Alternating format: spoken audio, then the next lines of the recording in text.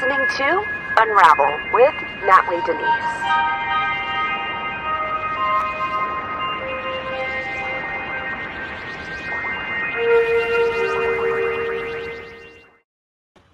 What's going on, family? I see we've already got some people in the chat. What's going on? Hey, let's say hi to everybody. What's up, Susan? What's up, Keem? Thank you for modding for me tonight. Rana, what's up? Scott, hello. Ken, what's going on? And Sandra, watching on Facebook, what's going on? The Only Warnly, thank you for watching. Oh, welcome to Nightly with Natalie, a segment of Unravel with Natalie Denise. All right. So tomorrow, just a reminder, Friday night, I will not be doing a live stream because I will be traveling. And on Saturday, I will be speaking at the Capitol in Austin, Texas. If you are in Texas, please make it out. It will be an important event. You can find out more information at savetexasrally.com. That is savetexasrally.com. Some exciting things. I'm working on the website for the Chester Bennington and Chris Cornell documentary. I told you guys it's underway. It's in production and it's time for the website. So I'm like, okay, all right, it's happening. It is happening indeed. So that's very exciting, which is why I didn't publish a video today on my regular channel. I always forget to turn off that lamp because it gives me a lot of yellow reflective lighting. Let me take off this banner here. So anyway, this Saturday, Austin, Texas, be there, be square. Can't wait. All right. So what's going on? Outside of everything, outside of working on the documentary, which is something that I'm working on, that's pretty much it. And I know the documentary is going to take a lot of my time next week. So I'm going to really try to hustle. I'm going to try to wake up a little earlier. That's always a struggle for me, waking up a lot earlier, although I do wake up pretty early some days. But anyway, let's go ahead and get started. As you guys heard yesterday, I'm going to try to do a lot more scripture on my podcast because I think it's important. So I'm going to go ahead and start off with Psalm 4. We actually started off with Psalm 2 and 3 yesterday. I did do Psalm 1 on my Instagram. I've been posting. If you guys are not following me on Instagram, you can follow me at natalie.denise, spelled exactly the way the sign is spelled, Natalie, but then there's a dot and then Denise. And so I've been posting these little study notes on my Instagram. Woo! So let's go ahead and get started with Psalm 4. Answer me when I call to you, my righteous God. Give me relief for my distress. Have mercy on me and hear my prayer. How long will you people turn my glory into shame? How long will you love delusions and seek false gods? Know that the Lord has set apart his faithful servant for himself. The Lord hears when I call to him. So how long will you people turn my glory into shame? How long will you love delusions and seek false gods? So, David is really in anguish here in this line because, people tend to seek these delusions and kind of stray away from truth. And that kind of becomes their idol, and he's calling here. I know that the Lord has set apart his faithful servant for himself. The Lord hears when I call him. So, also kind of in a way, a little bit of a warning, like, God has his faithful chosen and protected, and it sounds to me like his little haters there who like to persecute him, he's also calling out to God at this simultaneously. Tremble and do not sin when you are not on your bed. Search your hearts and be silent. Offer sacrifices of the righteous and trust in the Lord. Many, Lord, are asking, who will bring us prosperity? Let the light of your face shine on us. Fill my heart with joy when their grain and new wine abound. In peace, I will lay down and sleep, for you alone, Lord, make me dwell in safety. I love this because it just sounds like the prelude to Psalm 91. And as you guys know, way further down in Psalms, Psalm 91, it's like a radical proclamation of protection. And there's a lot of themes within, the beginning of Psalms that we see here. So, in Psalm 91, it talks about, God's protection over his chosen, over his children of God, how he protects them even from the most extreme, the extremities of the world, people who are, the enemies of his people. And it talks about radical protection. It talks about thousands fall at one hand and the other thousands at the other hand, but then he protects that person, the one that takes refuge in him. And he really takes refuge in this scripture and these line of scripture verses here. So many, Lord, are asking, who will bring us prosperity? Let the light of your face shine on us. Fill my heart with joy when their grain and new wine abound. Their grain and new wine abound. So let's, we can hope for new wine in all of this that we're experiencing out in our society. We want to see new wine, but a lot of it also takes faith and works.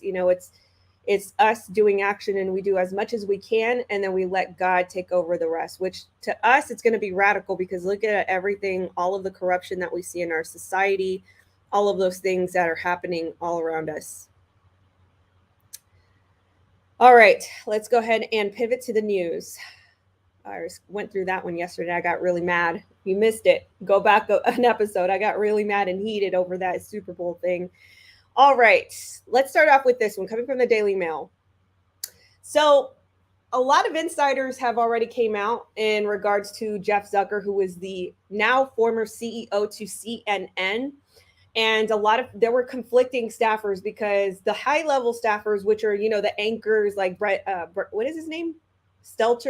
Brian Stelter, and then some other anchors, they were just like worshiping Jeff Zucker as if he was like some deity. They were like, oh, he was our leader. He was like the best. He did it the best way and all these things. But then there were some other staffers that were spilling tea to media outlets like, no, we pretty much knew about this affair a long time ago. So we're really confused as to why this would be the reason why Jeff Zucker would step down. And there might be a little bit of information that might uncover something else that's been going on.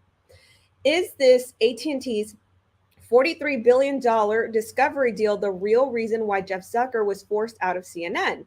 Furious CNN staff say it doesn't add up that their beloved boss was ousted over an open secret affair. And yesterday we went through some examples, like I mentioned, the anchors that were just like swooning over Jeff Zucker very weirdly on air about, oh, if they're consenting adults and they want to have an affair, let them have an affair. Oh, they're married and they have families. It's fine. Just let them have the affair, which is like super weird for me to watch, even like though people have kind of normalized taboos nowadays.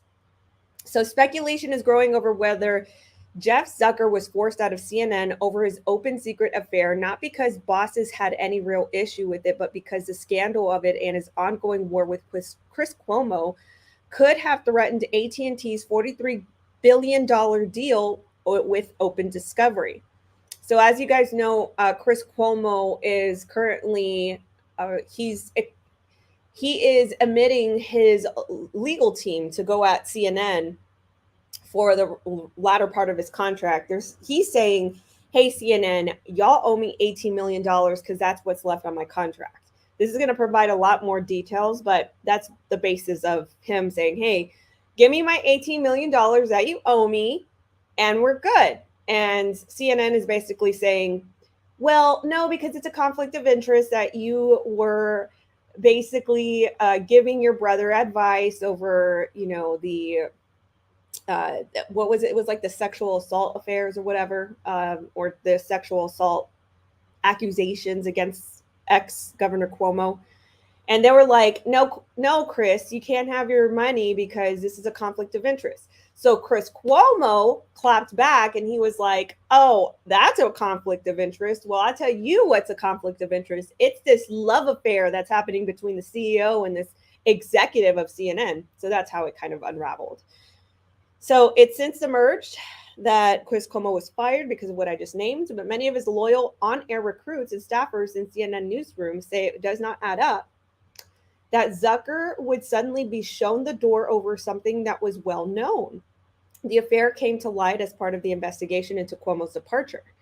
AT&T bought Warner Media, formerly Time Warner, in 2018 for $84 billion. That's a lot of money.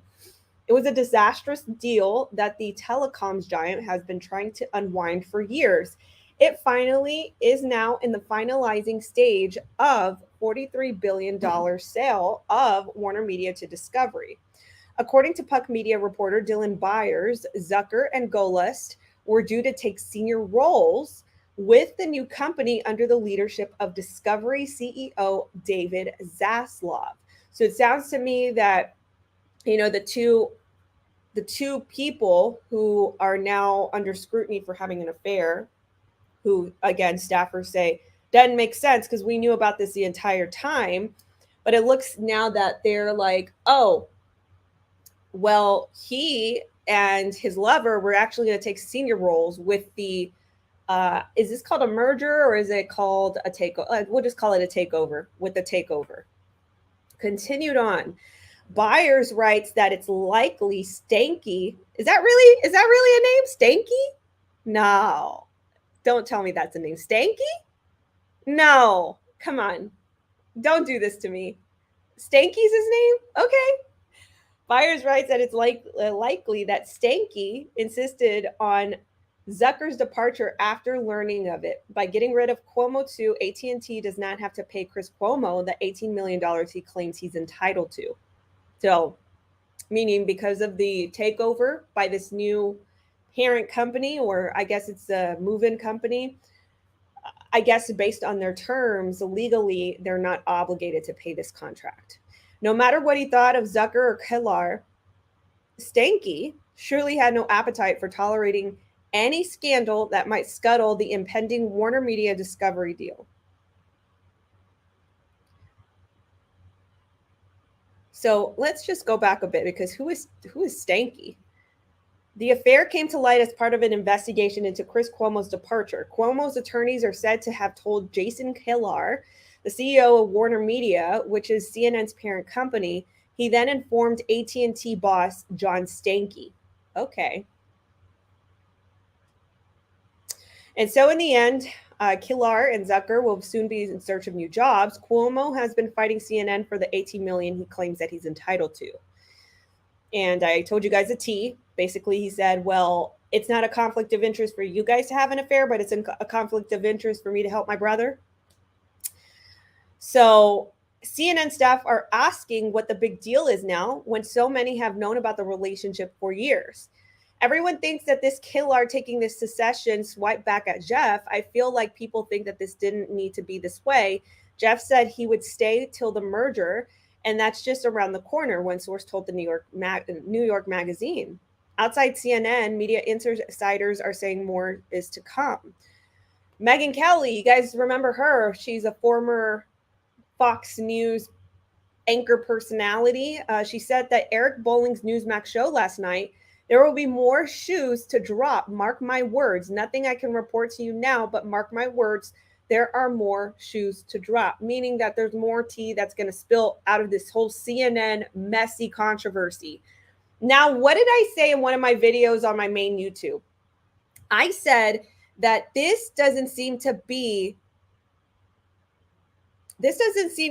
like the thing that should rattle everybody. What should rattle everybody are the recent discoveries of the senior producers liking children. I mean, that should be the biggest story and the biggest cup of tea spilled, right? Why is it that I get it. This is scandalous for sure. 100%. Nobody should home wreck and, openly have this relationship and everybody's okay with it. And also, why didn't the CNN staff say anything too? We can't just blame Chris Cuomo and, and I'm not saying that they're right at all, because I don't like these news anchors, but because of all the, stuff that they've deployed over that network over the past few years. But, they're coming at Stelter for saying, oh, you're not being truthful about the affair and all these things. And you come at other networks. But at the same time, it's like you CNN staff could have said something a long time ago as well, right? Like, let's not be hypocritical here. CNN talent is now turning on Kellar and Warner Media, blaming terrorist Chris Cuomo for the entire saga, and eulogizing their old boss across the network's airwaves and website, which is weird because they're just making all these like articles. Brian Stelter co-wrote this whole thing with Oliver Darcy on like, oh, our boss, you know, we love them and all these things. So anyway, but there seems to be more tea on this universe. Jeff Zucker, go less cozy ties with Andrew Cuomo included coaching him on COVID briefings. That's right. I don't know why this monkey goat thing is here. Let's get rid of that. It's like a monkey goat video. Has nothing to do with this article. I don't know why these news outlets do that.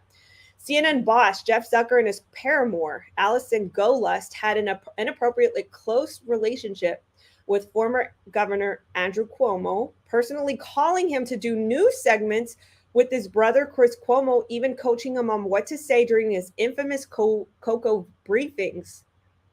Isn't that scandalous? They're coaching an elected official on what to say on TV. This should be criminal, nah? I would think. Golust and Zucker, the latter of whom dramatically quit CNN Wednesday after their affair was exposed, also gave Andrew Cuomo endless positive coverage because of their relationship, sources said. While those 11:30 a.m. daily briefings by Andrew were across every network, they boosted ratings in a poorly performing slot for CNN, one source said. According to a source to Cuomo, Zucker and Golust even advised Andrew what to say, how to respond, and particularly how to hit back at President Trump to make it more compelling on TV. You know, this man won an Emmy. I don't know if that Emmy was ever retracted.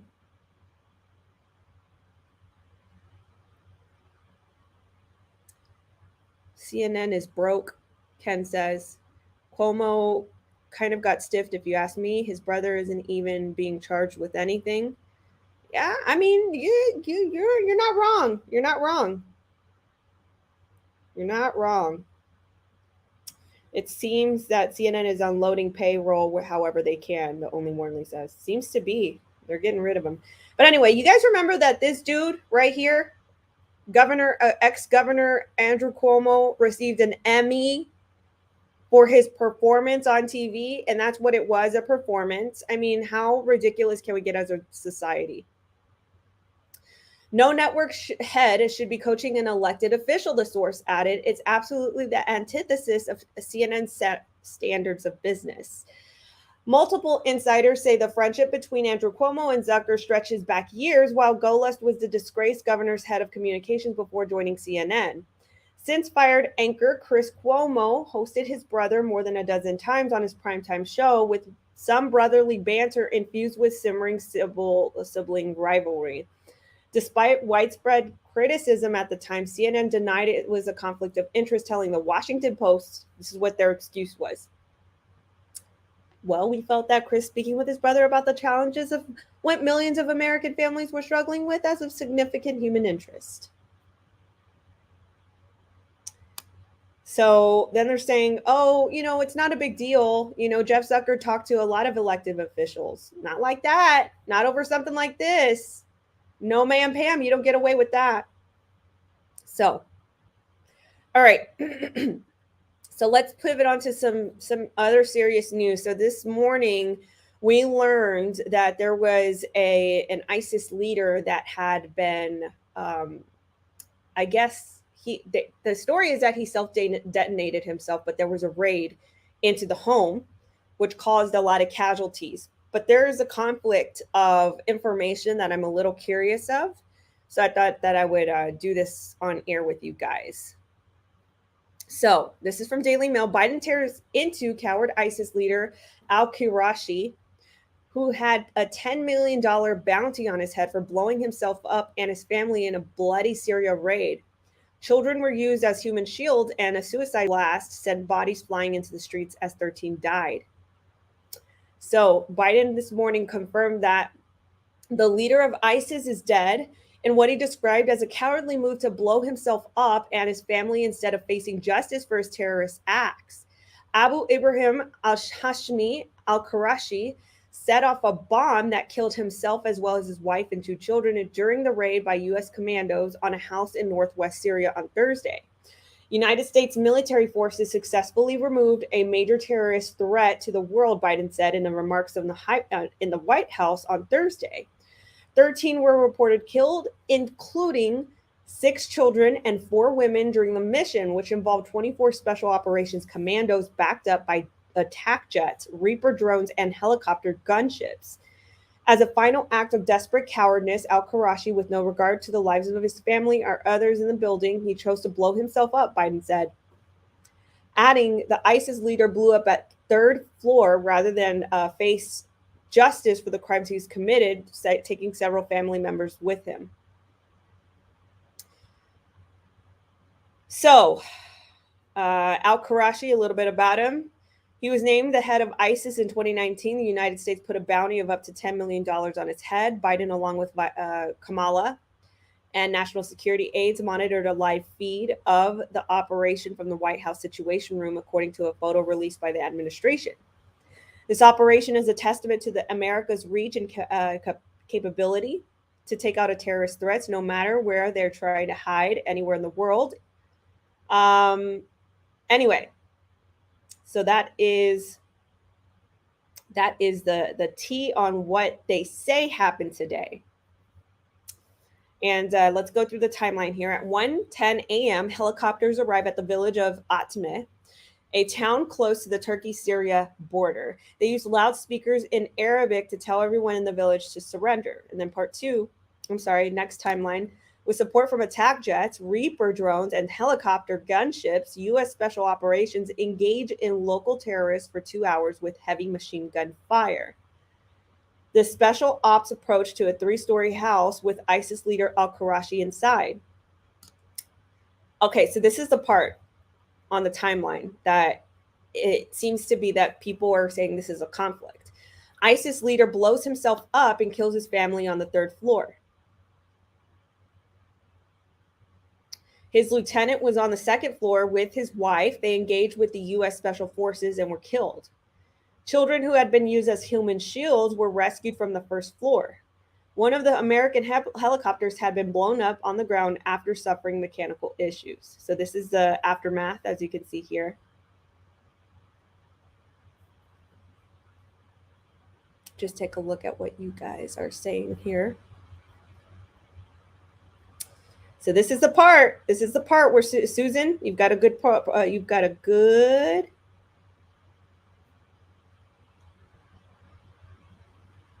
good point. So Biden said, exactly. Biden said, and how many times can we trust what Biden says? So this is the part right here. I'm going to show you guys this tweet right here. It's from Jordan Schachel. He says on Twitter, don't let the Biden White House twist it. Local reports from the raid in Syria highlight the total disaster. At least 10 women and children murdered. ISIS leader blew himself up before he was apprehended. U.S. lost a helicopter and was forced to then bomb it. There's so much more to the story. He then says, Biden administration is probably going to claim that the suicide vest is what caused the extra damage. Doesn't matter though. Once you make that move on the chessboard, you're responsible of the final outcome. Statement from the white helmets on the ground in Syria does not reflect what the Biden admin narrative whatsoever. And let's just read the statement. So this is according to the white helmets in Syria.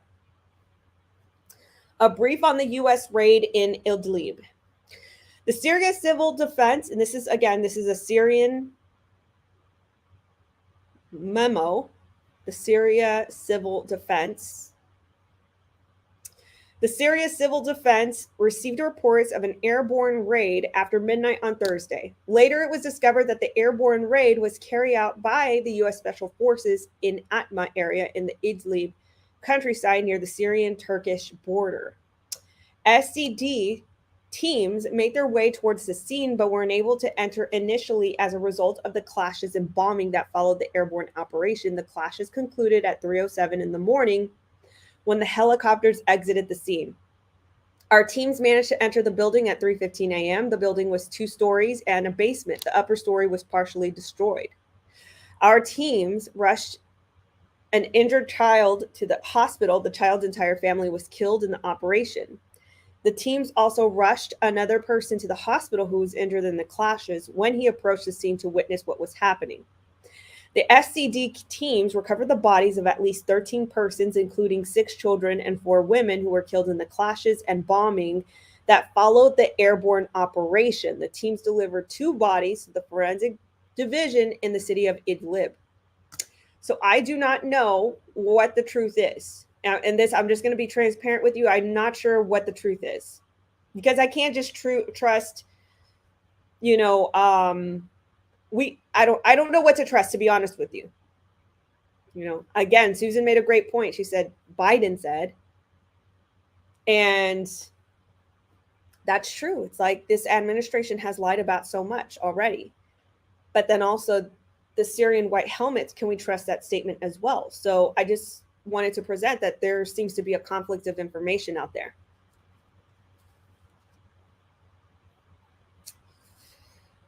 Whew. All right, let's pivot on to the next story here.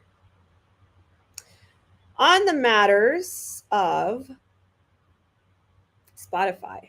So the White House earlier today, Jen Psaki wanted more, or the White House called for more action on the behalf of Spotify to censor people talking about the cocoa. I'm just going to let you guys listen to her statement here. Certainly includes Spotify. So this disclaimer, it's a positive step, but certainly includes Spotify. So this disclaimer, it's a positive step, but we want every platform to continue doing more to call out mis and disinformation while also uplifting accurate information.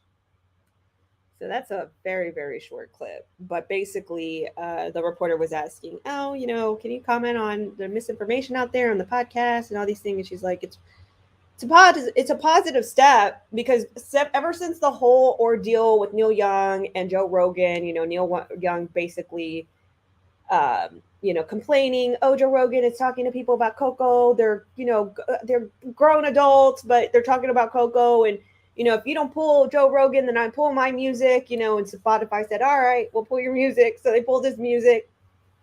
And ever since then, there've been some washed out musicians that have been like, same with me, pull my music if you're not going to do that. So there's a war on Spotify, and Spotify is basically, they're like, oh, we'll put up content label warnings. Basically, we'll put up a content label warning for you people wanting a trigger warning. So basically, we're going to put up a trigger warning for you, so that way you'll be informed that they're going to talk about different opinions on the cocoa. Well, there's more transparency, because now the Spotify CEO, by the way, Jen Psaki called it Spotify. She's so silly. The Spotify CEO defends the vital Joe Rogan and basically the CEO is coming out saying, you know, we can have different opinions. He says, there will be opinions and beliefs that we disagree with, but they are not in business of dictating discourse. Good move. Good move, Daniel Ek, who is the Spotify boss, and he pushed back at employees demanding the ouster of Joe Rogan, saying that the controversial podcaster is vital to the platform's future, and it's not the company's place to dictate the discourse of the show. There are many things that Joe Rogan says that I strongly disagree with and find very offensive, Chief Executive Daniel Ek said at a company town hall on Wednesday, according to the transcript published by The Verge. But if we want to even give a shot at achieving our bold ambitions, it will be having content on Spotify that many of us may not be proud to be associated with. Not anything goes, but will be opinions, ideas, and beliefs we agree with strongly, and even makes us angry or sad, he added. Spotify has found itself stuck between $100 million flagship talent and a popular backlash over the cocoa. I'm just going to call it the cocoa opinions, because they say misinformation. I'm just going to call it the cocoa opinions. I want to remind everyone of our mission. We want to get a $50 million creators and billion users. We want a true platform and achieve this ambition. It's really critical that creators are able to use their voice independently, and also critical that we have diverse voices on our platform, he said at a town hall. We're not in the business of dictating the discourse and that these creators want have on their shows. Daniel Ek's comments were published Thursday as the firm's stock went into free fall. The CEO told Up in Arm employees that it did not have editorial control over the Joe Rogan Experience, which garners up to 11 million listeners per episode. Good save. Good save. I'd have to say that's a good save. It's you ought to be like that.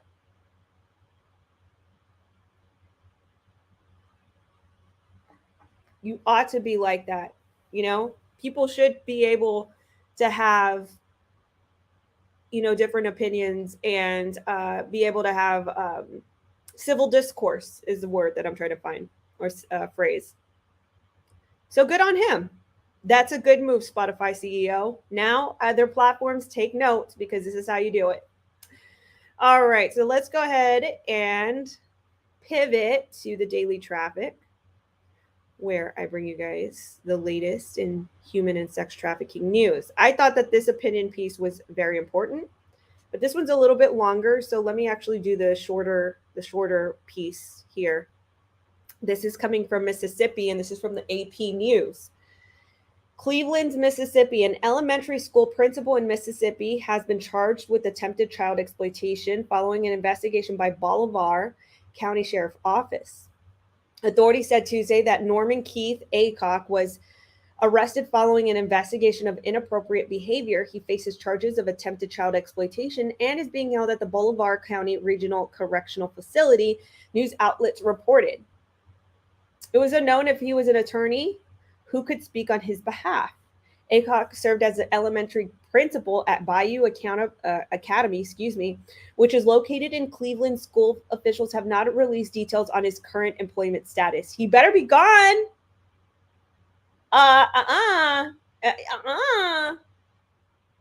Bayou Academy in Mississippi. Any Mississippians on the chat or listeners on the chat? Any Mississippians?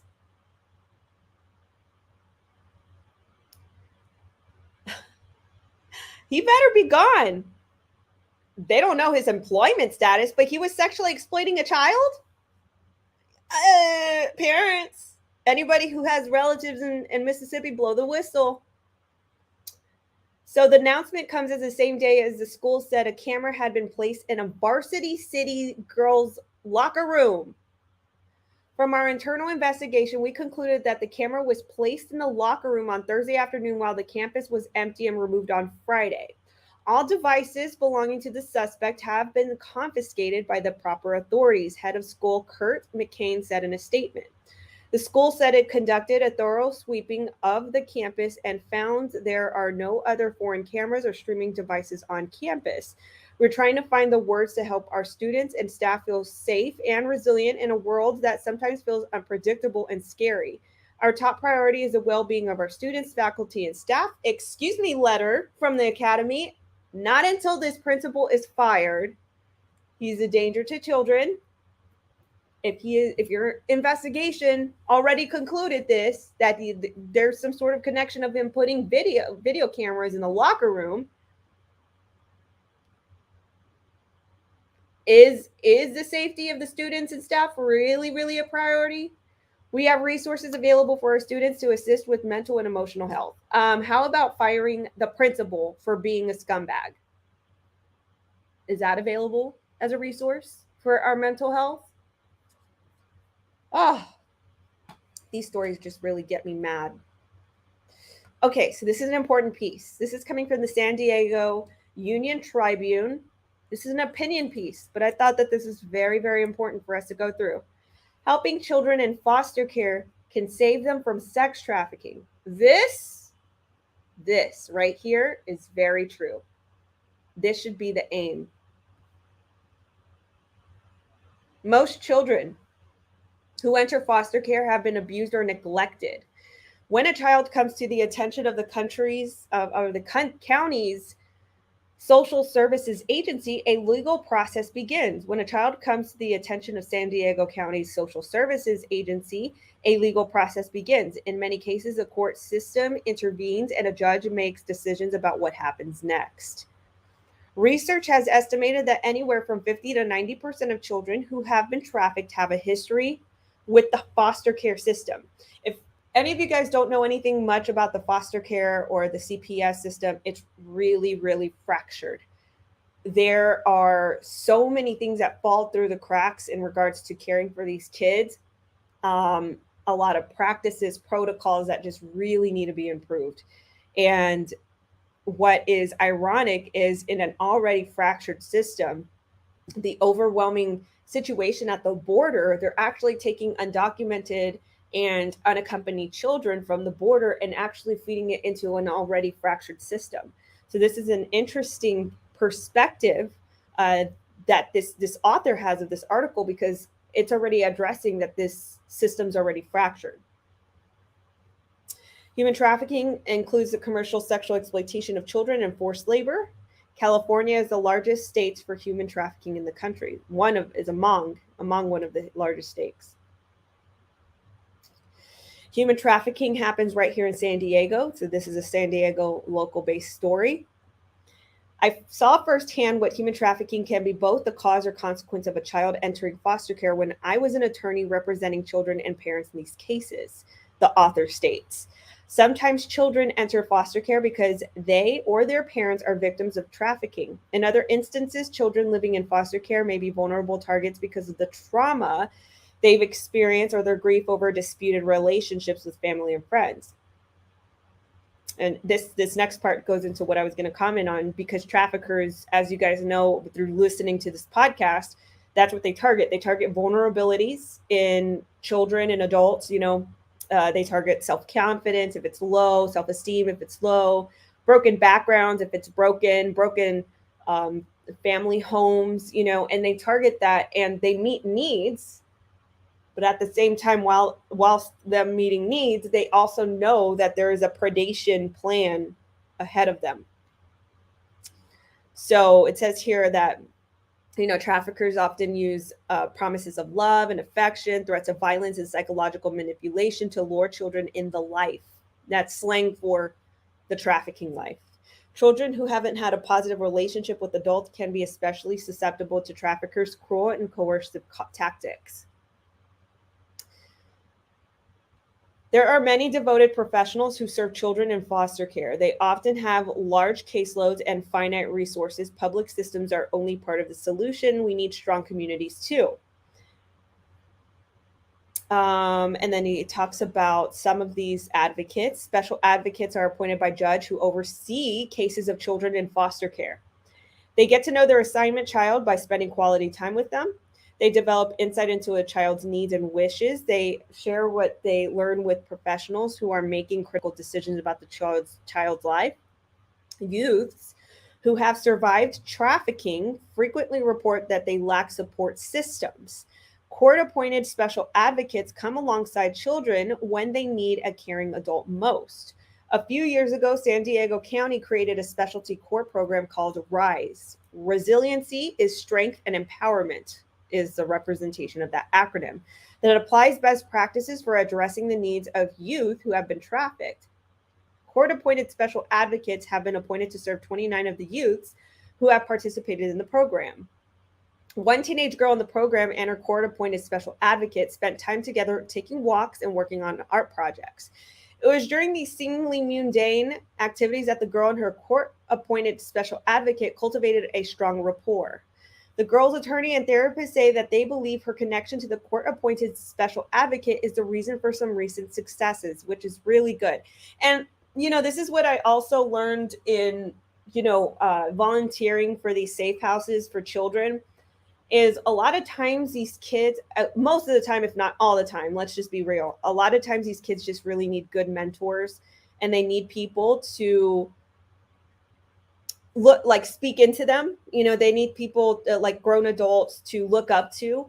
So especially if, I would highly recommend like young adults who are maybe on their way to like their career and they faced adversity, even in their successes.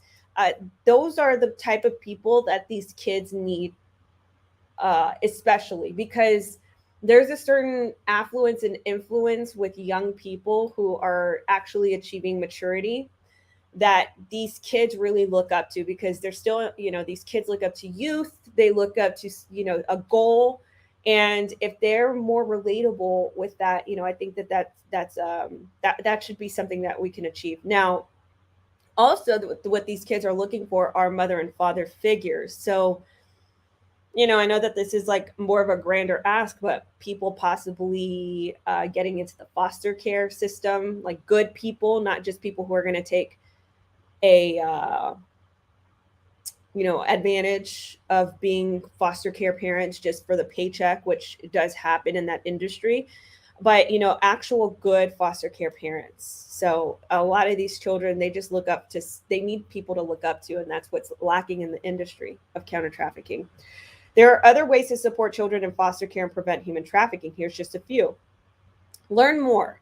There are credible sources to learn about human trafficking and the impact it has on our communities. For example, check out the materials provided by National Human Trafficking Resource Center, Polaris, and San Diego County District Attorney's Office.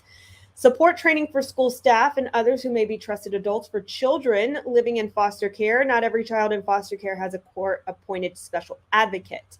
Children may look to teachers or other adults for help. And this is, again, just kind of piggybacking off of what I commented with the experience of seeing these kids in the safe houses. Report child abuse and neglect. Human trafficking can be difficult to identify. Trafficking is covert by nature. If you suspect a child is being abused or neglected, report it.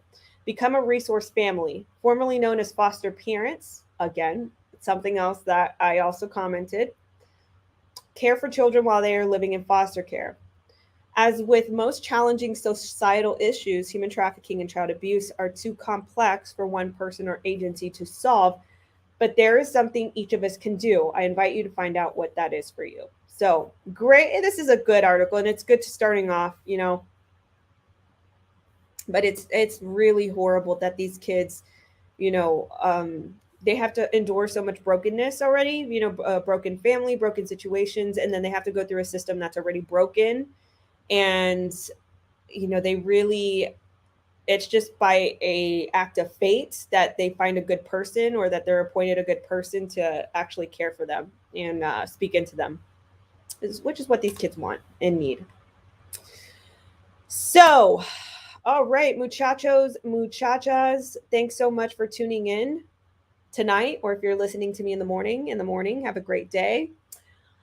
Again, as a reminder, I will not be here tomorrow night as a stream because I will be traveling, so I will not be here. But I'll be back on Monday, and I'll let you guys know how it all went down on Saturday. And if you're in Texas, make it out at the Texas Capitol, Austin, Texas, February 5th, 1 to 4. I'll be there.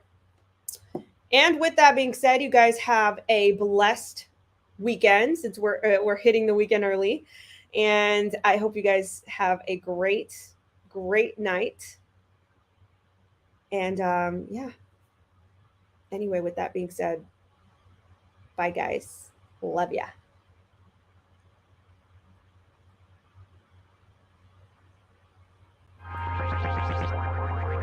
Thank you so much for tuning in to Unravel with Natalie Denise. Please give this podcast 5 stars.